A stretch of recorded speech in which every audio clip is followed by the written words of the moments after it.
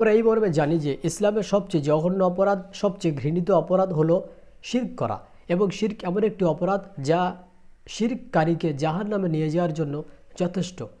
অর্থাৎ ইসলামের সবচেয়ে জঘন্য অপরাধ হচ্ছে শিরক, সবচেয়ে বড় অপরাধ হলো শিরক। কিন্তু আপনি কি এটা জানেন যে সলাৎকে পরিত্যাগ করা একটি শিরক?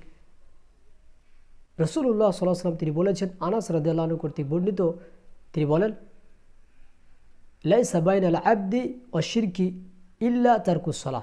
অর্থাৎ একজন মুমিন বান্দা ও শিরকের মধ্যে পার্থক্য হচ্ছে সলাৎ পরিত্যাগ করা। ফাইদা তারাকাহা ফাকাদ আশরাকা, যে ব্যক্তি সলাৎকে পরিত্যাগ করলো সেই ব্যক্তি শিরক করলো। এই হাদিসটি উল্লেখ করা হয়েছে ইবনে মাজার 1080 নম্বর হাদিস। এই হাদিস থেকে প্রমাণ হয় যে সলাৎকে পরিত্যাগ করা হলো শিরক। কাজে এটা অত্যন্ত জঘন্য পাপ সলাৎ পরিত্যাগ করা। কাজে আমরা চেষ্টা করব সলাৎ যেন আমরা পরিত্যাগ না করি। কেন? সলাৎ পরিত্যাগ করা হলো শিরক।